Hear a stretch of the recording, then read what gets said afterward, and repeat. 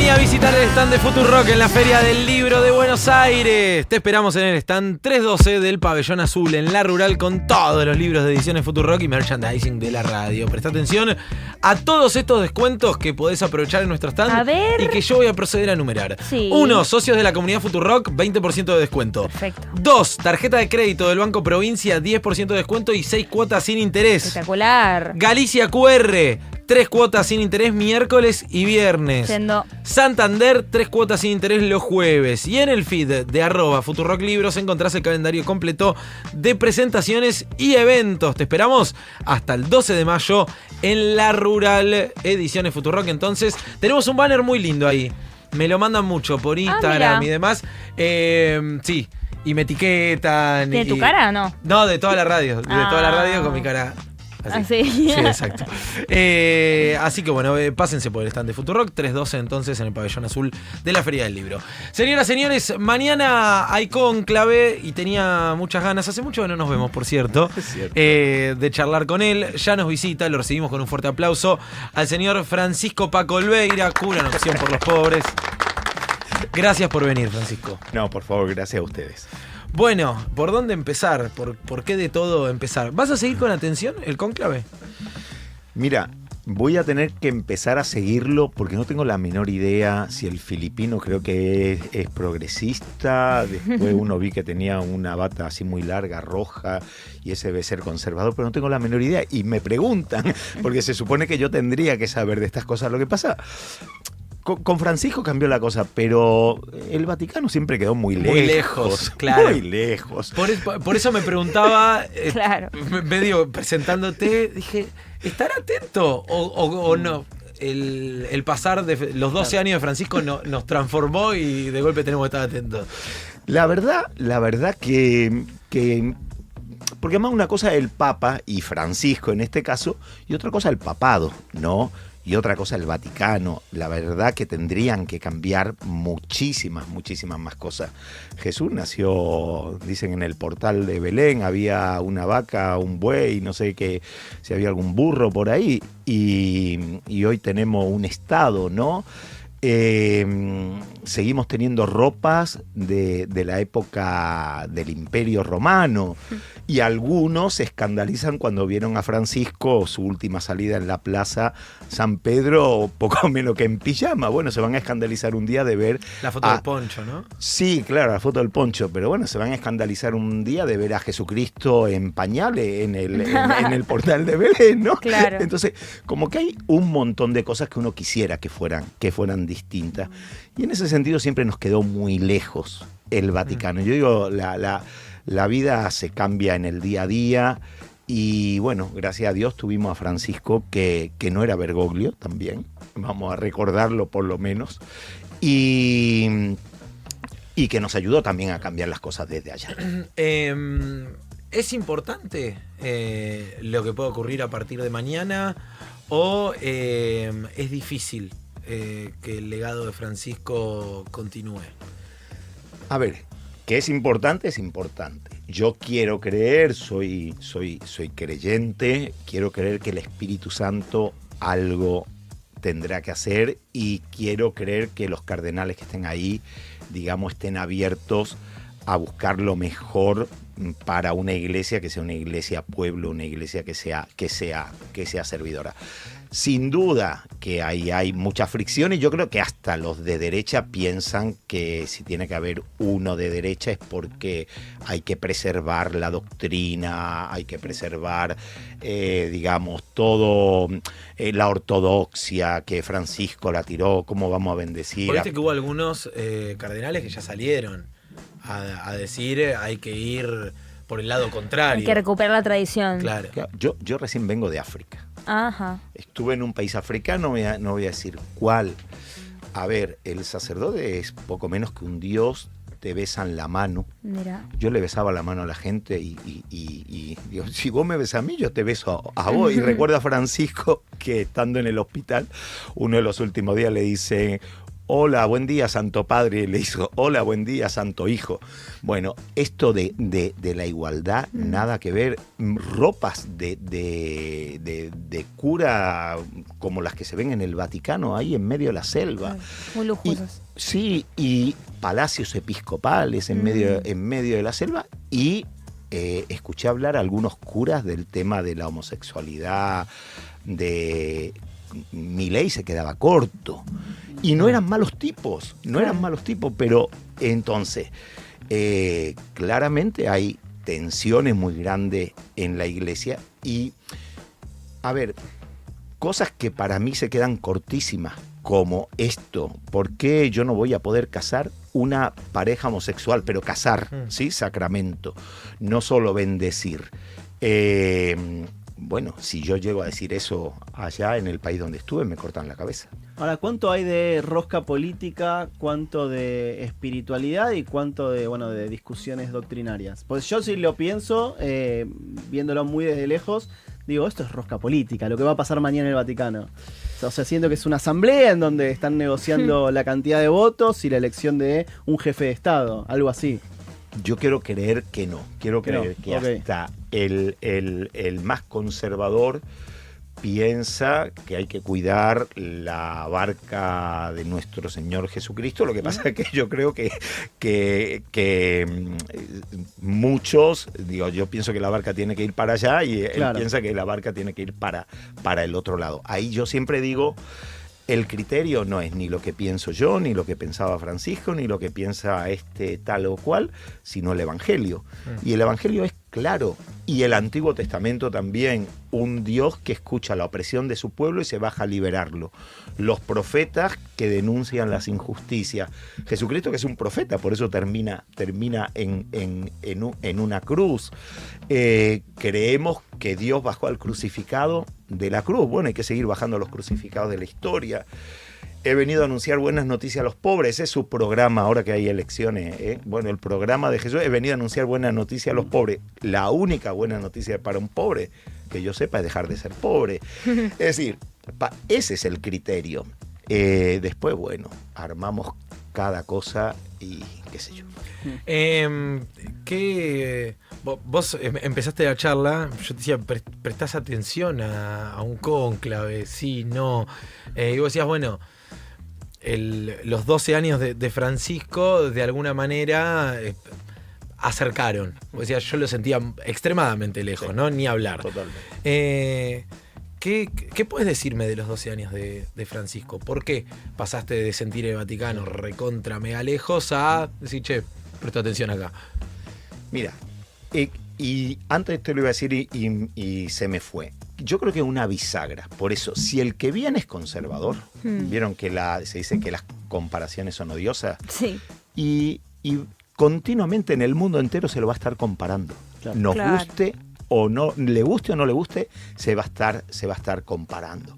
A ver, Francisco hizo cosas que digamos, para los que estamos más dentro de la iglesia, se entienden más. Uh-huh. Cuando él dice, bueno, me llamo Francisco, punto. Además que es Francisco de Asís, pero no soy el Papa Francisco, ni excelentísimo, ni reverendísimo, firma Francisco, punto. No se cambia los zapatos, eso ya es hasta de buen gusto, porque ponerse zapato rojo, la verdad. Es hasta de buen gusto. Pero cuando sale al balcón dice, bendíganme ustedes primero a mí, claro, antes de que yo les bendiga a ustedes. Dice, han venido al fin del mundo a buscar el obispo de Roma. No se presenta como el Papa, como el jefe. Se presenta porque en realidad el Papa es el obispo de Roma. Claro. Digamos, el obispo de Roma, si querés, primero entre pares, primero entre iguales. Uh-huh. Entonces, desde ahí a su primera salida a Lampedusa, yo creo que ahí ya, en esas cosas, ya marca lo que quería hacer. ¿Vos lo viste venir? ¿A Francisco? No, y primero yo me acuerdo perfectamente. Yo estaba cerca del Palacio de Tribunales, escucho Bergoglio es el Papa, y yo en el primer momento porque en ese momento hay que recordarlo. Sí.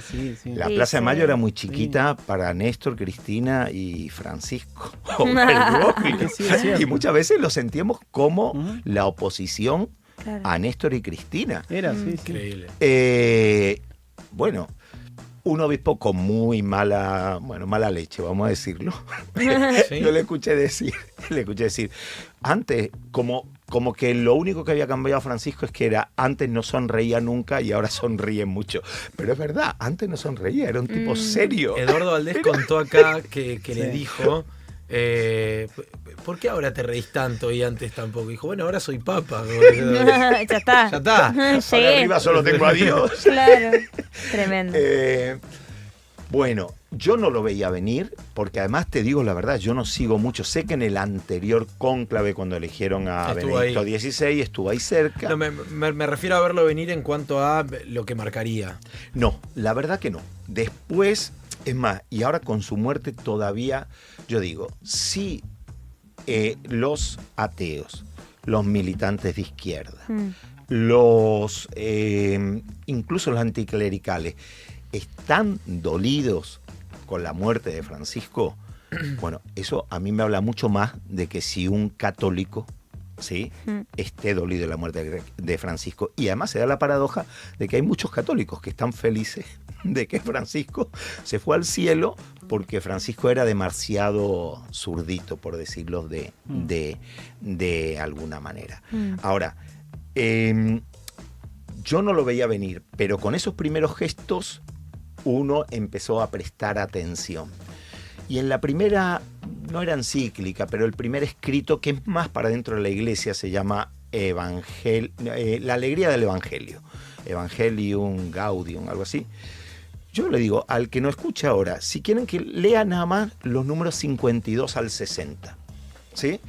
Lo van a encontrar en internet, Alegría del Evangelio, números 52 al 60. Es una descripción de nuestro mundo y de nuestra Argentina, que es absolutamente actual, y donde dice, tiene que haber un Estado que esté presente, el mercado no soluciona absolutamente nada. Nos dio pie de lo que siempre habíamos venido diciendo, digamos, si querés, los curas en Oración por los pobres, el movimiento sacerdote del tercer mundo. Su corriente. Che, tenemos el argumento de autoridad que se dice en la iglesia. No, lo dice Francisco, ya no solamente somos nosotros, ¿no? Claro.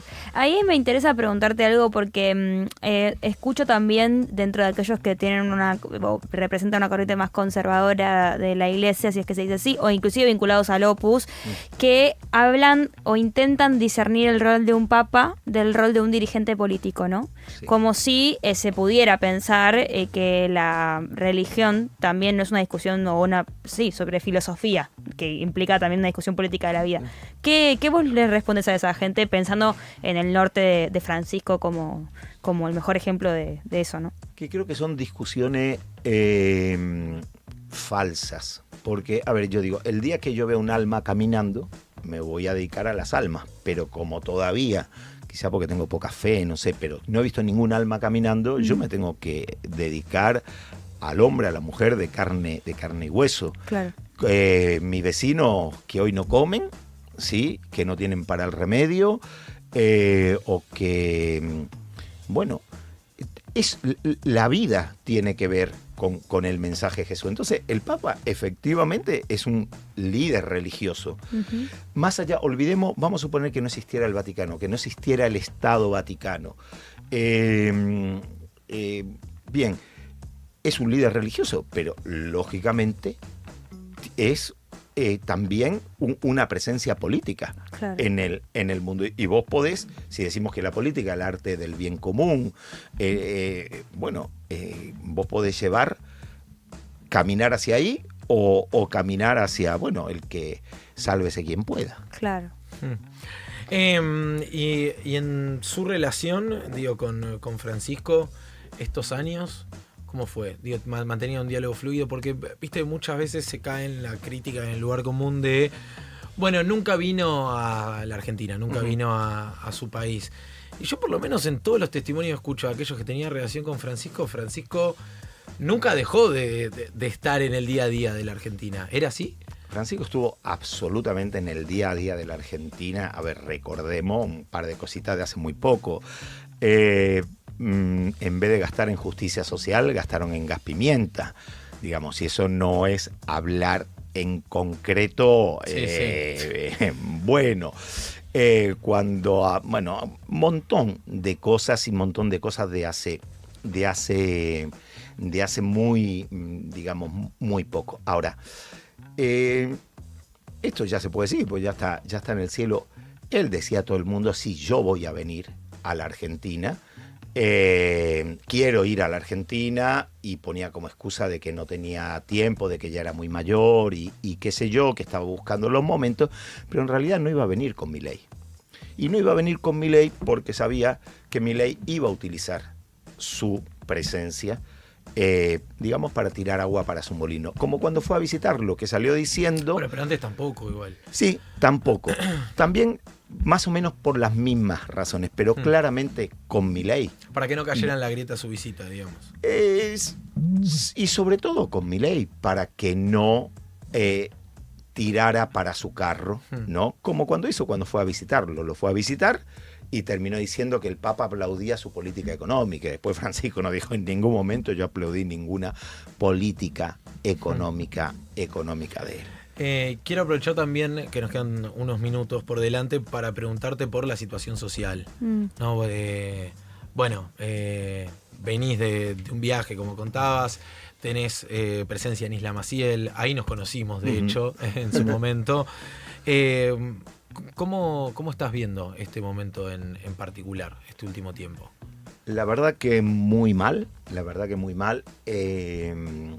eso de que ahora la gente está mejor, de que hay 10 millones menos de pobres, yo creo que es una mentira más de este gobierno que tira números así de donde le sale. Es cierto que bajó un poco la inflación, un poco, ¿no? Ni lo que ellos dicen, y además en rubros sensibles como son los alimentos o otras necesidades básicas como un medicamento, bueno, las cosas subieron un montón, pero además es el tema de con lo que te entra a vos en el bolsillo, que es lo que podés comprar. Hoy podés comprar menos que en la época de Alberto, ¿sí?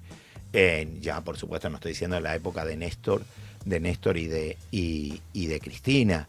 A ver, la subida del bondi, la subida del tren, la subida del subte, del que viene de Merlo, bueno, ya no es como antes que vos viajabas y durante un tiempo había era mucho menor lo que pagabas. No, la gente lo está pasando muy mal, y además no hay presencia del Estado. ¿Qué pasa en los comedores? Mira, recién estaba hablando con el CELS.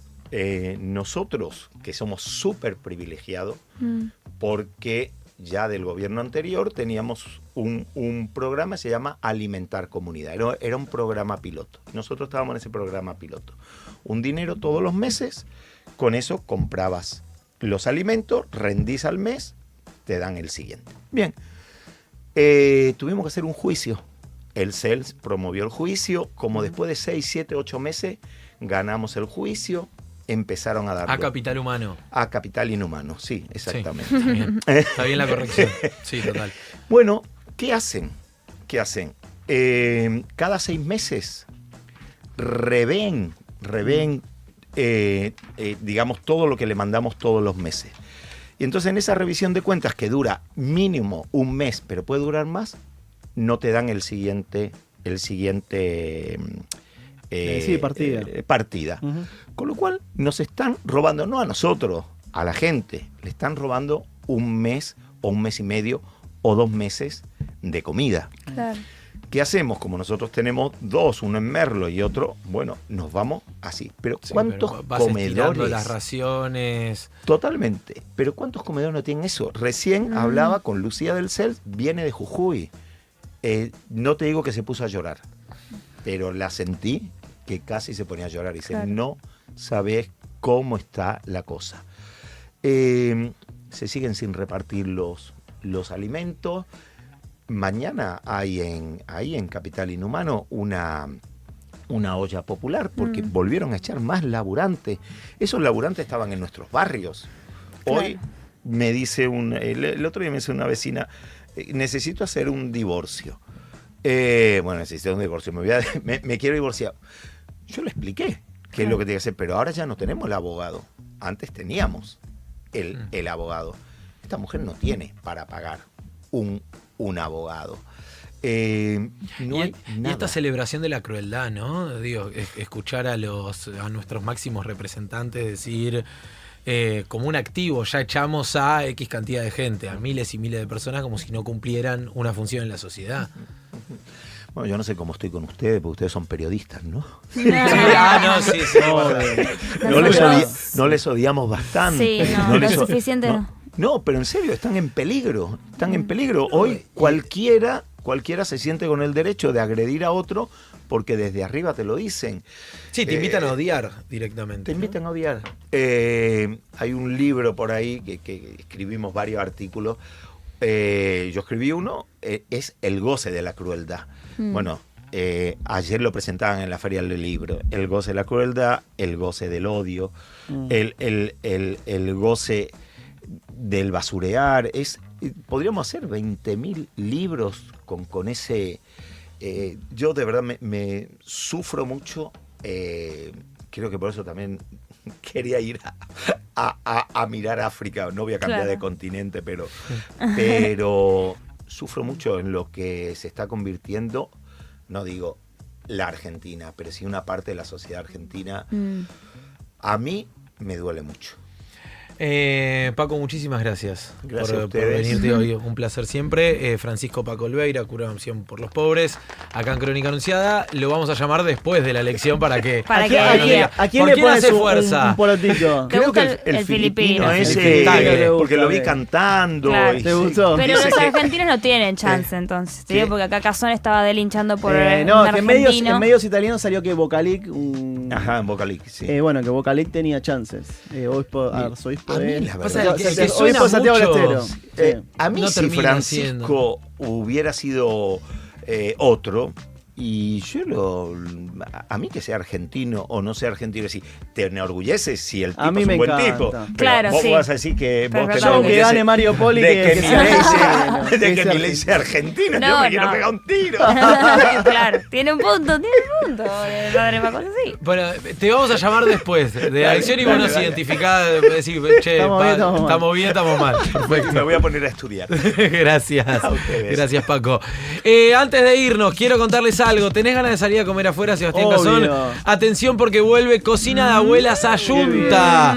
qué La rico. mejor opción para comer riquísimo y a un precio popular. Todos los martes a la noche con un menú imperdible. Hoy hace cuánto que no como unos ricos canelones. Los probé, son qué riquísimos, rico. Yo los probé ayer, riquísimos. pero me quedé Muy bueno. Ay, qué de rico. cara, ¿De qué eran? de De verdura y ricota. ricota. Ay, Buenísimo, qué rico, buenísimo. mi favorito, con boloñesa arriba. Sí, tenía El salsa plato blanca también. a solo 14.000 pesos. Y si querés copa de vino y postre, 22.000. Reservás tu menú ya mismo en el Instagram de @YuntaBar. Nos fuimos.